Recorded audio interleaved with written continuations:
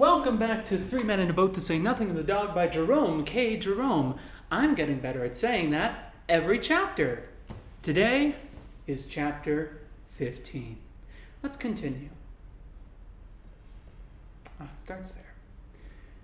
We woke up late the next morning, and at Harris's earnest desire partook of a plain breakfast with non-dainties. Then we cleaned up and put everything straight, a continual labor which was beginning to afford me a pretty clear insight into the question that had often posed me, namely, how a woman with the work of only one house on her hands manages to pass away her time. And, at about 10, set out on what we had determined should be a good day's journey. We agreed that we would pull this morning, as a change from towing, and Harris thought the best arrangement would be that George and I should scull, and he steer. I did not chime in with this idea at all. I said I thought Harris would have been showing a more proper spirit if he had suggested that he and George should work and let me rest a bit. It seemed to me I was doing more than my fair share of the work on this trip, and I was beginning to feel strongly on the subject. It always does seem to me that I am doing more work than I should do. It is not that I object to the work, mind you. I like work. It fascinates me. I can sit and look at it for hours. I love to keep it by me. The idea of getting rid of it nearly breaks my heart. You cannot give me too much work. To accumulate work has almost become a passion of mine. My study is so full of it now that there is hardly an inch of room for it anymore. I shall have to throw out a wing soon. And I am careful with my work too. Why, some of the work that I have by me now has been in my possession for years and years, and there isn't a finger mark on it. I take a great pride in my work. I take it down now and then and dust it. No man keeps his work in a better state of preservation than I do. But, though I crave for work, I still like to be fair. I do ask for more than my proper share, but I get it without asking for it, at least so it appears to me, and this worries me. George said he does not think I need trouble myself on the subject. He thinks it is only my over-scrupulous nature that makes me fear I am having more than my due, and that, as a matter of fact, I don't have half as much as I ought. But I expect he only says this to comfort me. In a boat, I have always noticed that it is the fixed idea of each member of the crew that he is doing everything.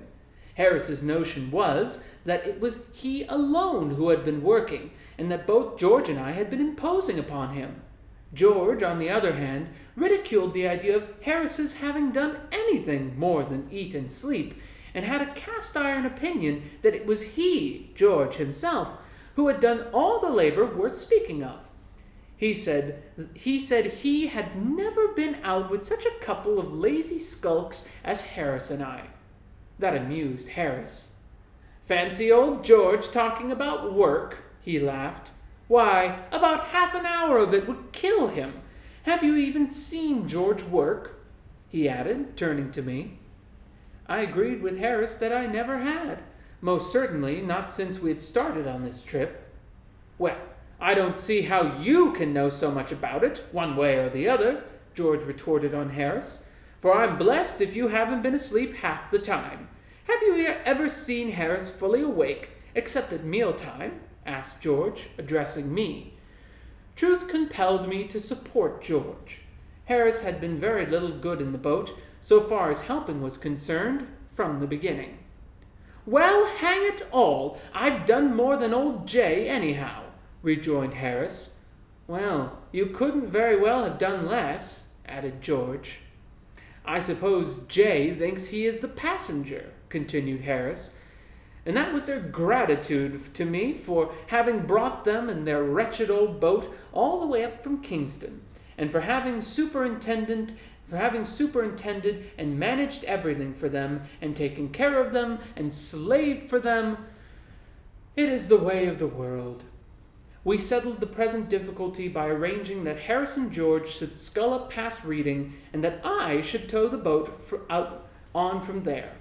Pulling a heavy boat against a strong stream has few attractions for me now. There was a time, long ago, when I used to clamor for the hard work, but now I like to give the youngsters a chance. I notice that most of the old river hands are similarly retiring, whenever there is any stiff pulling to be done. You can always tell the old river hand by the way in which he stretches himself out upon the cushions at the bottom of the boat and encourages the rowers by telling them anecdotes about the marvelous feats he performed last season. "Call what you're doing hard work," he drawls between his contented whiffs, addressing the two perspiring novices who have been grinding away steadily upstream for the last hour and a half. "Why, Jim Biffles and Jack and I, last season, pulled up from Marlow to Goring in one afternoon. Never stopped once. Do you remember that, Jack?" Jack, who has made a bed up in the prow of all the rugs and coats he can collect, and who has been lying there asleep for the last 2 hours, partially wakes up on being thus appealed to, and recollects all about the matter, and also remembers that there was an unusually strong stream against them all the way, likewise a stiff wind. "About 34 miles, I suppose, it must have been," adds the first speaker, reaching down another cushion to put under his head. No, don't exaggerate, Tom," murmurs Jack reprovingly. 33 at the outside."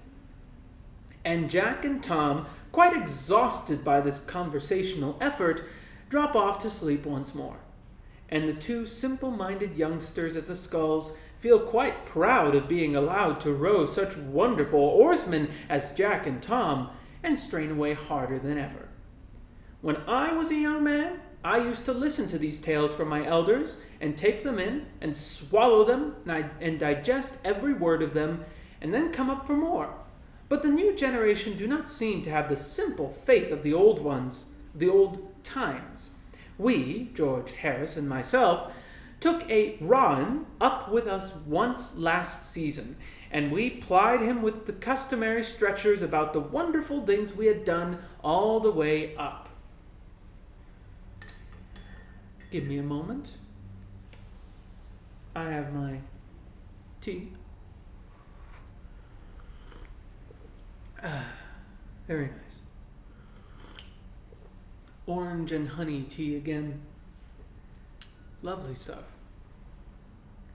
We gave him all the regular ones, the time-honored lies that have done duty up the river with every boating man for years past, and added 7 entirely original ones that we had invented for ourselves, including a really quite likely story founded to a certain extent on an all but true episode, which had actually happened in a modified degree some years ago to friends of ours, a story that a mere child could have believed without injuring itself much. And that young man mocked at them all, and wanted us to repeat the feats then and there, and to bet us 10 to 1 that we didn't.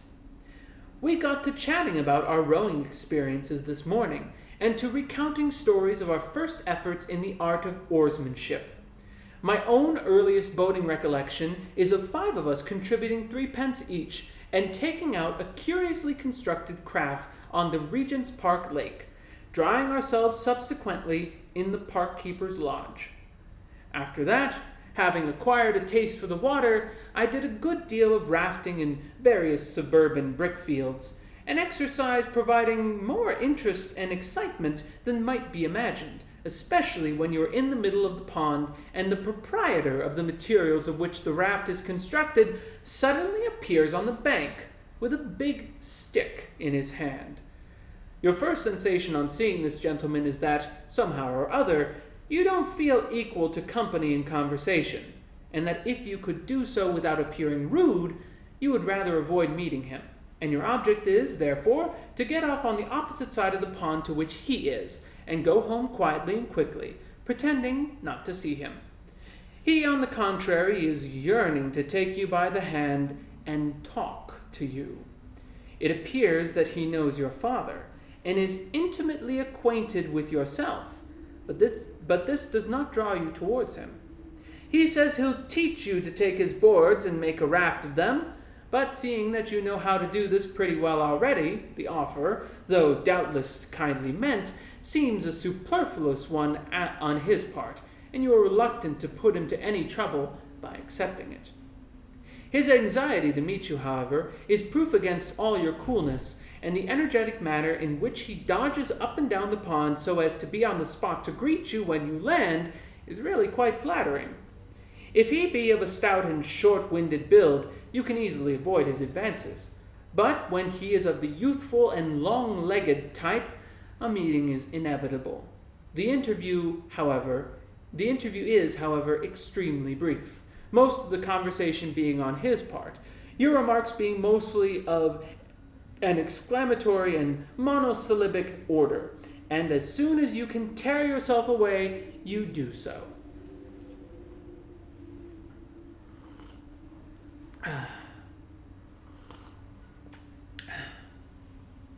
Soothing. Very nice. I devoted some 3 months to rafting, and being then as proficient as there was any need to be at the branch of the art, I determined to go in for rowing proper, and joined one of the Lee boating clubs. Being out in the boat on the River Lee, especially on Saturday afternoons, soon makes you smart at handling a craft and spry at escaping being run down by roughs or swamped by barges. And it affords plenty of opportunity for acquiring the most prompt and graceful method of lying down flat at the bottom of the boat so as to avoid being chucked out into the river by passing tow lines. But it does not give you style. It was not till I came to the Thames that I got my style. My style of rowing is very much admired now. People say it is so quaint. George never went near the water until he was 16. Then he and 8 other gentlemen of about the same age went down in a body to Kew one Saturday with the idea of hiring a boat there and pulling to Richmond and back. One of their number, a shock-headed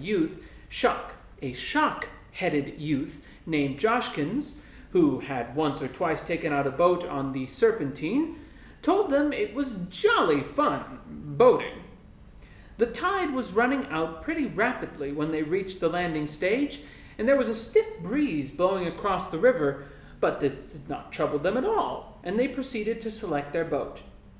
There was an 8-oared racing outrigger drawn up on the stage. That was the one that took their fancy. They said they'd have that one, please. The boatman was away, and only his boy was in charge.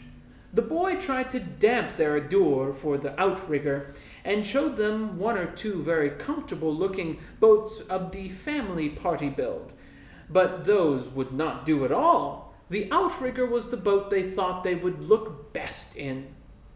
So the boy launched it, and they took off their coats and prepared to take their seats.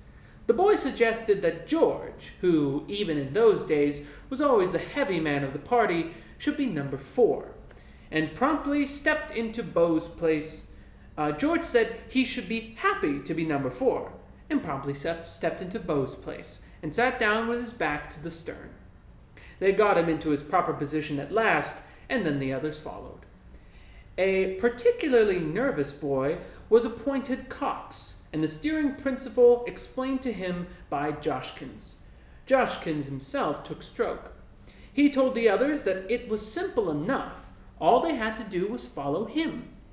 They said they were ready, and the boy on the landing stage took a boat hook and shoved him off. What then followed, George is unable to describe in detail. He has a confused recollection of having, immediately on starting, received a violent blow in the small of the back from the butt end of number 5's skull, at the same time that his own seat seemed to disappear from under him by magic and leave him sitting on the boards.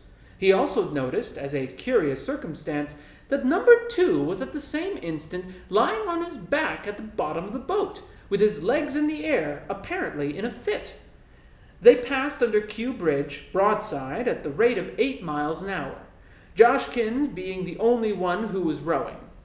George, on recovering his seat, tried to help him, but on dipping his oar into the water, it immediately, to his intense surprise, disappeared under the boat and nearly took him with it. And then Cox threw both rudder lines overboard and burst into tears. How they got back, George never knew, but it took them just 40 minutes. A dense crowd watched the entertainment from Kew Bridge with much interest, and everybody shouted out to them different directions. 3 times they managed to get the boat back through the arch, and 3 times they were carried under it again. And every time Cox looked up and saw the bridge above him, he broke out into renewed sobs. George said he little thought that afternoon that he should ever come to really like boating. Harris is more accustomed to sea rowing than to river work, and says that as an exercise he prefers it. I don't. I remember taking a small boat out to Eastbourne last summer. I used to do a good deal of sea rowing years ago, and I thought I should be all right, but I found I had forgotten the art entirely.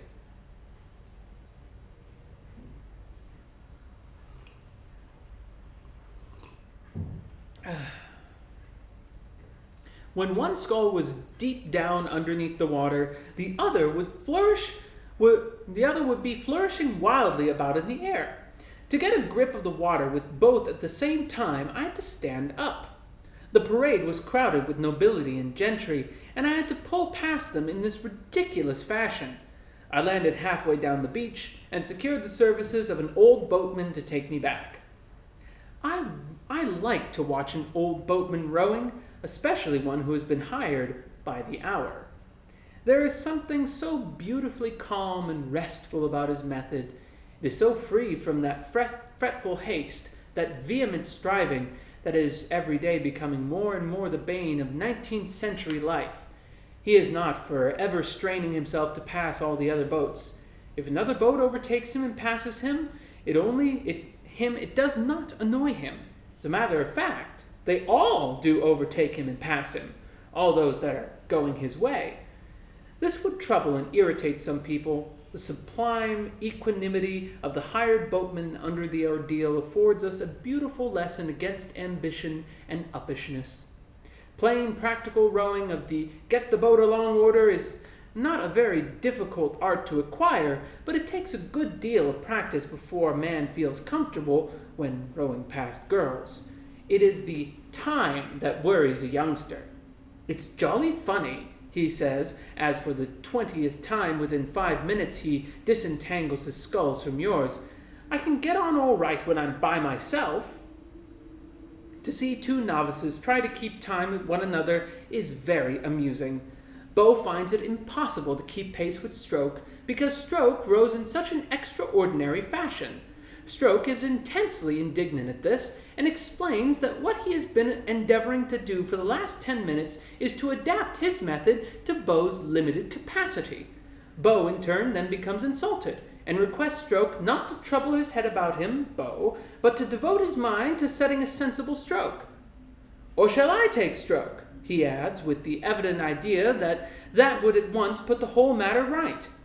They splash along for another 100 yards with still moderate success, and then the whole secret of their trouble bursts upon Stroke in a flash of inspiration. I tell you what it is, you've got my sculls, he cries, turning to Beau. Pass yours over. Well, do you know, I've been wondering how it was I couldn't get on with these, answered Beau, quite brightening up, and most willingly assisting in the exchange. Now we shall be all right. But they are not even then.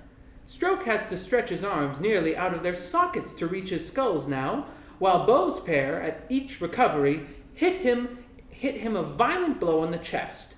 So they change back again, and come to the conclusion that the man has given them the wrong set altogether, and over their mutual abuse of this man they become quite friendly and sympathetic. George said he had often longed to take to punting for a change. Punting is not as easy as it looks. As in rowing, you soon learn how to get along and handle the craft, but it takes long practice before you can do it do this with dignity and without getting the water all up your sleeve. One young man I knew had a very sad accident happen to him the first time he went punting. He had been getting on so well that he had grown quite cheeky over the business, and was walking up and down the punt, working his pole with a careless grace that was quite fascinating to watch. Up he would march to the head of the punt, plant his pole, and then run along right to the other end, just like an old punter. Oh, it was grand! And it would have all gone on being grand if he had not, unfortunately, while looking round to enjoy the scenery, taken just one step more than there was any necessity for, and walked off the punt altogether. The pole was firmly fixed in the mud, and he was left clinging to it while the punt drifted away. It was an undignified position for him. A rude boy on the bank immediately yelled out a lagging chum to hurry up and see a real monkey on a stick. I could not go to his assistance because, as ill luck would have it, we had not taken the proper precaution to bring out a spare pole with us. I could only sit and look at him. His expression as the pole slowly sank with him I shall never forget. There was so much thought in it.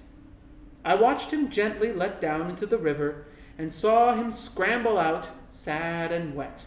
I could not help laughing. He looked such a ridiculous figure.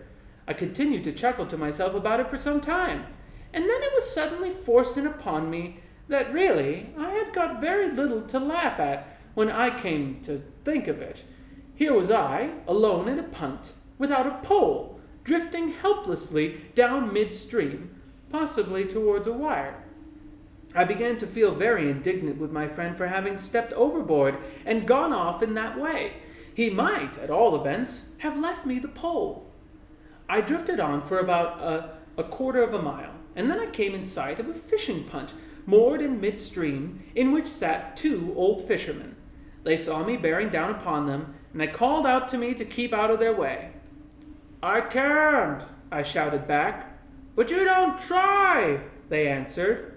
I explained the matter to them when I got nearer, and they caught me and lent me a pole.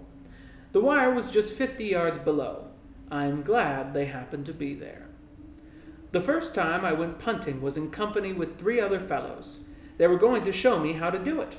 We could not all start together, so I said I would go down first and get out the punt, and then I could potter about and practice a bit until they came. I could not get a punt out that afternoon. They were all engaged, so I had nothing else to do but sit down on the bank, watching the river and waiting for my friends.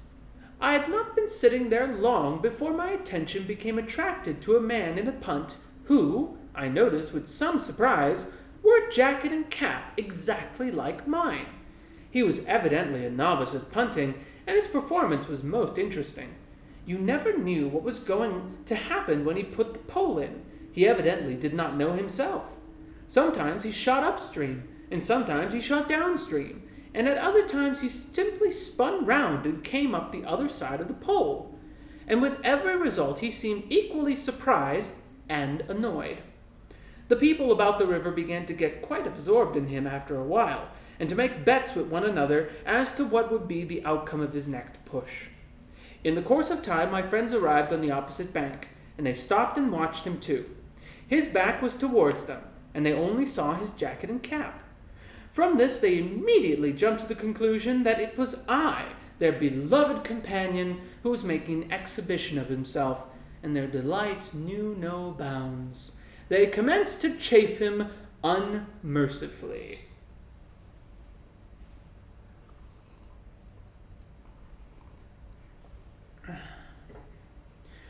I did not grasp their mistake at first, and I thought, how rude of them to go on like that, with a perfect stranger, too.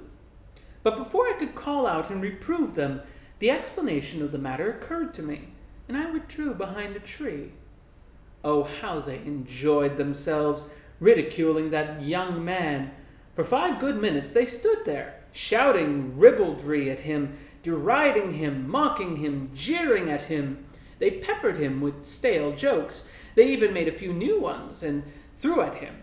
They hurled at him all the private family jokes belonging to our set, and which must have been perfectly unintelligible to him, And then, unable to stand their brutal jibs any longer, he turned round to them, and they saw his face. I was glad to notice that they had sufficient decency left in them to look very foolish. They explained to him that they had thought he was someone they knew. They said they hoped he would not dream them capable of so insulting anyone except a personal friend of their own. Of course, their having mistaken him for a friend excused it. I remember Harris telling me once of a bathing experience he had in Boulogne. He was swimming about there near the beach when he felt himself suddenly seized by the neck from behind and forcibly plunged under water. He struggled violently, but whoever had got hold of him seemed to be a perfect Hercules in strength, and all his efforts to escape were unavailing. He had given up kicking and was trying to turn his thoughts upon solemn things when his captor released him. He regained his feet and looked round for his would-be murderer. The assassin was close by him, laughing heartily, but the moment he got sight of Harris's face, as it emerged from the water, he started back and seemed quite concerned. I really beg your pardon," he stammered confusedly, "but I took you for a friend of mine." Harris thought it was lucky for him the man had not mistaken him for a relation, or he would probably have been drowned outright. Sailing is a thing that wants knowledge and practice too, though, as a boy, I did not think so. I had an idea it came naturally to a body, like rounders and touch. I knew another boy who held this view likewise, and so, one windy day, we thought we would try the sport. We were stopping down at Yarmouth, and we decided we would go for a trip up the Yar. We hired a sailing boat at the yard by the bridge and started off. "It's a rather rough day," said the man to us as we put off.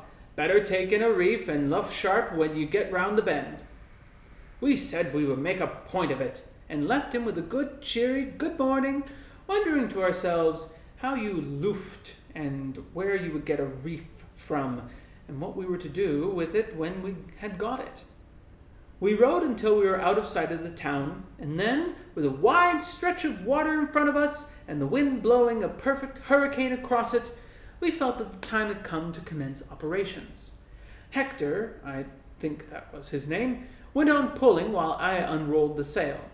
It seemed a complicated job, but I accomplished it at length, and then came the question, which was the top end?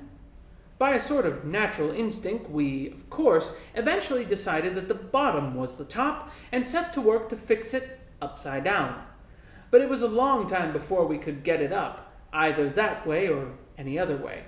The impression in the mind of the sail seemed to be that we were playing at funerals, and that I was the corpse and itself was the winding sheet. When it found that this was not the idea, it hit me over the head with the boom and refused to do anything. "Wet it," said Hector. "Drop it over and get it wet."